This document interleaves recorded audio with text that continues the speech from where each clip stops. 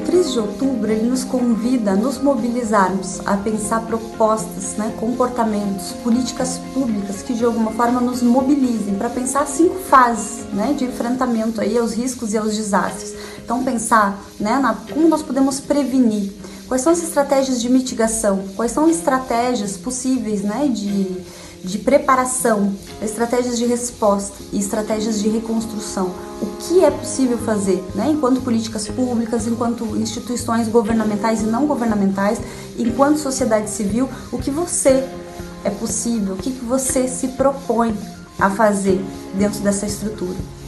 Então vem com a gente, vamos pensar o que é possível, e o que é possível começar hoje.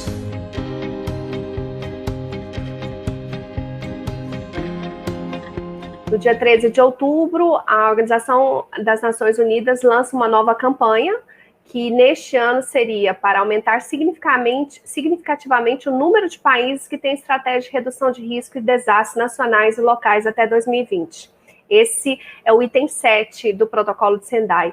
Isso quer dizer o quê? Que uma boa governança, um país, um estado, um município que se preocupe com a sua população, ele precisa focar em estratégias prevenir, mitigar ou preparar para um desastre. Esses 3 momentos de uma gestão de risco, elas são fundamentais. E aí, o que eu tenho a ver com isso? O que eu, da psicologia, tenho a ver? Muito. Por quê?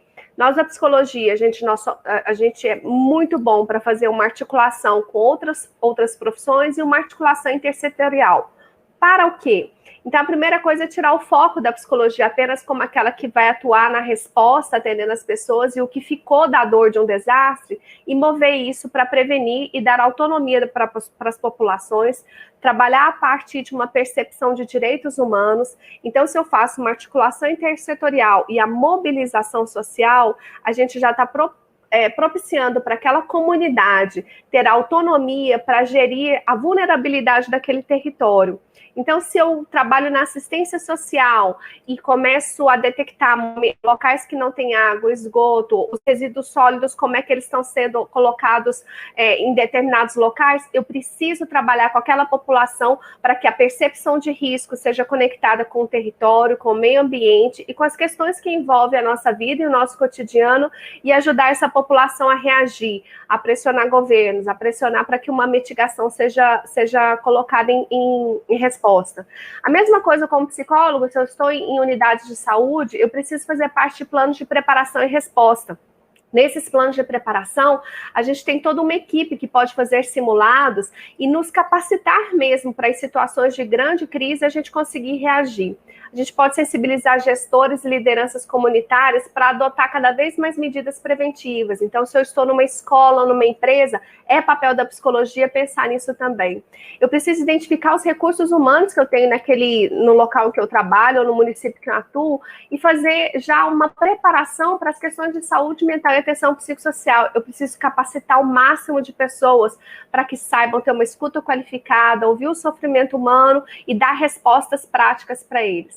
Eu posso estimular a participação social, fortalecer a educação e saúde, fazer com que essa população tenha autonomia para lutar por uma dignidade, com base também nas questões de direitos humanos. Se eu estou na área de assistência social, a psicóloga tem que, junto com as equipes, identificar, definir, cadastrar quais são os locais que servirão de abrigo. Então, antes mesmo de pensar no desastre, eu penso como eu vou atender da melhor forma possível a população, abrigá-las com proteção a crianças, mulheres e idosos. Identificar os meios de comunicação e cada vez mais estabelecer estratégias que sejam de comunicação de risco adequadas. E mais importante ainda, desde 1997 foi lançada uma consulta global para diversas organizações não governamentais que faziam a situações críticas. E aí houve muita crítica à resposta que foi dada em Ruanda em 1994. Em 1997, então, surge uma consulta a mais de 200 organizações e surge o Projeto Esfera. Esse Projeto Esfera é um projeto que coloca protocolos mínimos para atendimento a situações humanitárias. Em 2004, o Projeto Esfera, pela primeira vez, coloca os protocolos mínimos também de saúde mental e atenção psicossocial em situações humanitárias.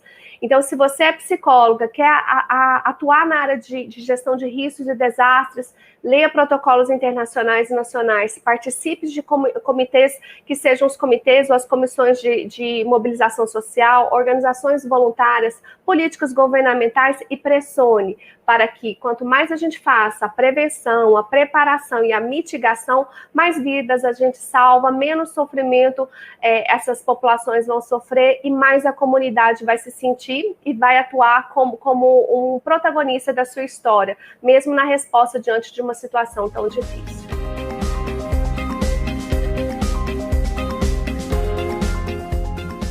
Com relação ao papel da Defesa Civil, né, voltado para as emergências e desastres, e nesse momento exato da pandemia. Quando eu pensei nesse papel da Defesa Civil, por trabalhar na Defesa Civil, a gente pensou em trazer uma questão da experiência, né, de uma vivência, claro que pautada na política nacional, né, de prevenção, de proteção, defesa civil, e aí, para a nossa realidade, né, porque a gente tem hoje, quando se fala nas atividades de preparação, de prevenção, se organizar para isso, nós temos vivências voltadas para a questão dos deslizamentos, alagamentos, incêndios.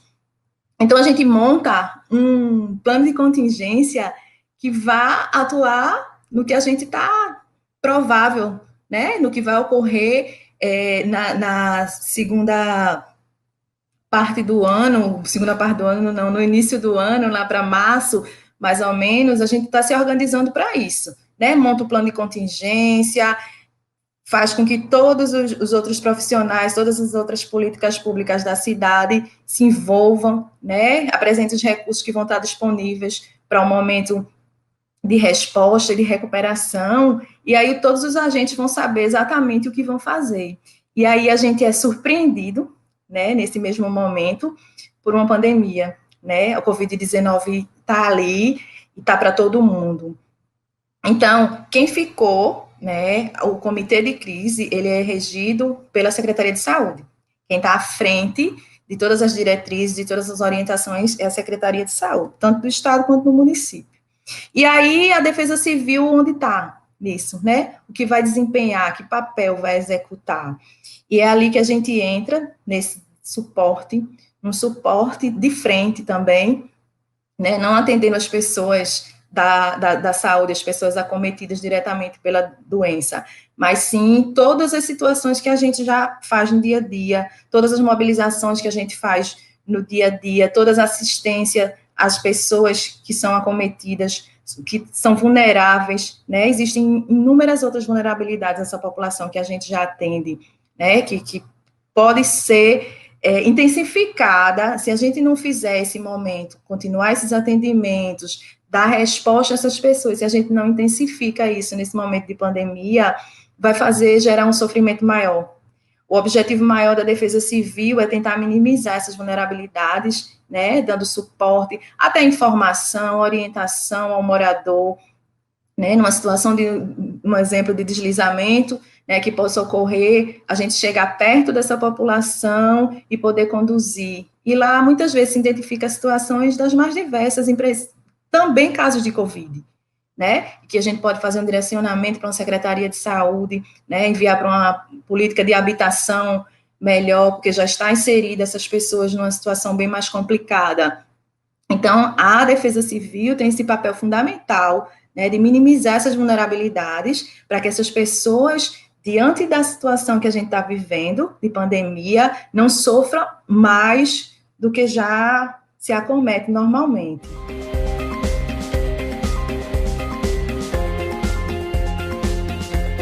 Na perspectiva da redução de riscos e desastres, a gente ainda está num período, agora em outubro de 2020, em que é possível ainda capacitar muitas equipes para que essas equipes possam atender o sofrimento psíquico dentro dessa pandemia, sem carregar as grandes categorias já prontas.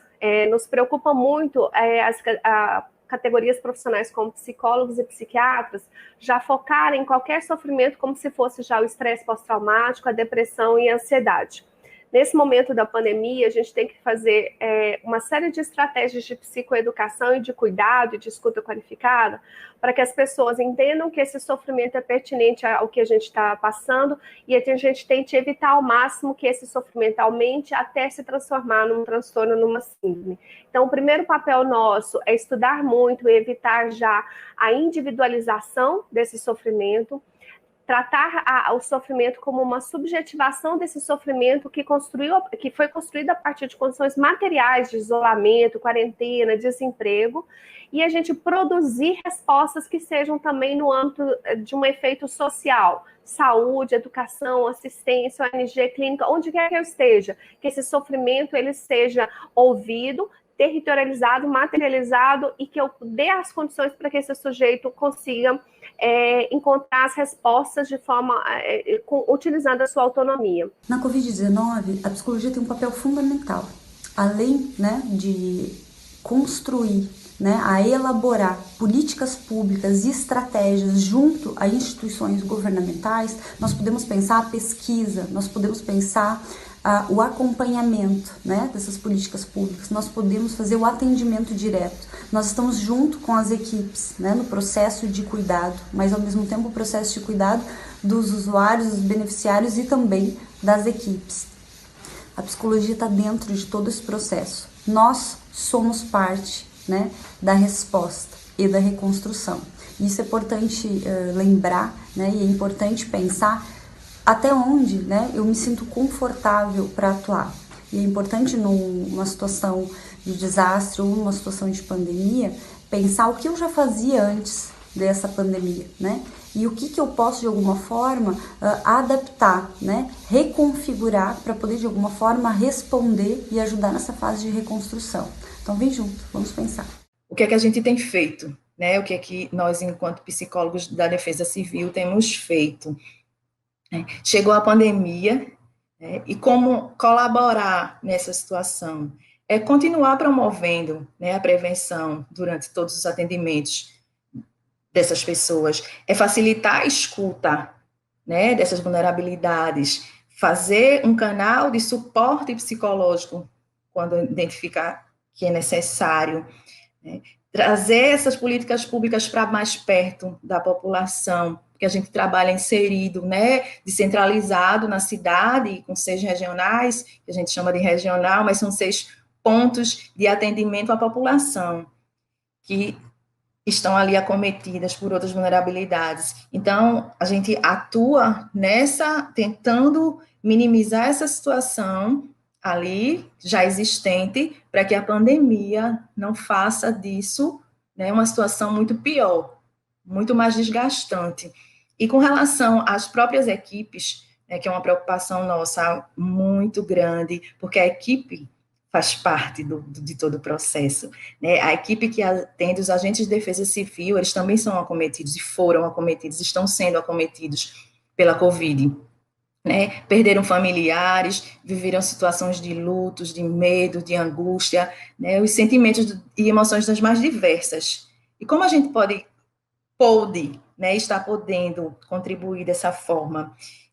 O serviço contratou, não é nem a palavra certa, solicitou um apoio de um profissional que estaria fora do contexto, né, da defesa civil, mas que tem essa experiência em desastres, em emergências, né, para poder fazer esse suporte para toda a equipe. Então, a gente fez de forma remota, né, as escutas, as falas das pessoas, dos profissionais, os que sofreram de perto com o vírus e outros que não.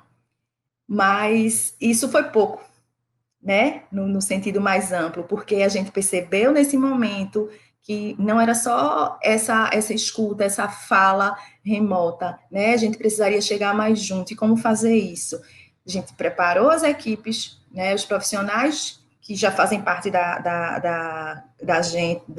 do grupo de agentes de defesa civil, né, informou, fez treinamento, e aí essas pessoas puderam dar esse suporte psicológico aos outros da equipe, né? A gente tem uma equipe das mais variadas, de engenheiro, assistentes sociais, a gente tem o pessoal que coloca a lona, né? Equipe operacional, motoristas. Então, assim, qualquer um, né, pode ser acometido pela pandemia. Então, dar esse suporte mínimo de forma remota, a gente conseguiu fazer isso. Eram sensibilizados nos seus locais de trabalho pela equipe de serviço social para que os que tivessem interesse, né, e a gente viu que foi muito forte isso, essa necessidade dessa fala, nessa necessidade de um profissional que está ali para realizar uma escuta e canalizar, né, todos os sentimentos, todas as emoções, todas as angústias que essas pessoas estavam passando e poder dar um direcionamento melhor,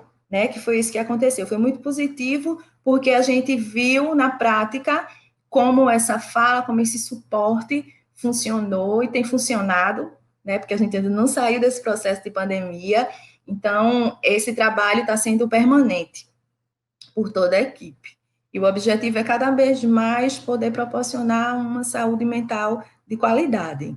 A outra coisa que a psicologia pode fazer muito bem é as redes, construir parcerias, saber que nós sozinhos não vamos conseguir responder ao sofrimento que está acontecendo na população, mas a gente estabelece bem redes, parcerias, tanto com outras pessoas quanto intersetorialmente. Então, se tem duas recomendações que poderiam ser dadas são aumentar o estudo sobre o que acontece durante pandemias e situações de emergência e desastres, construir redes e sempre, mas sempre, entender que as pessoas têm que ter autonomia, dignidade e prevalecer os direitos humanos. Se eu luto por emprego e renda, por uma situação de vida que provoque bem-estar, moradia, mobilidade segura, o acesso à saúde, se eu luto por isso junto com a população e vou garantir nesses direitos essenciais, com certeza vai ter efeitos que são efeitos na saúde mental das pessoas.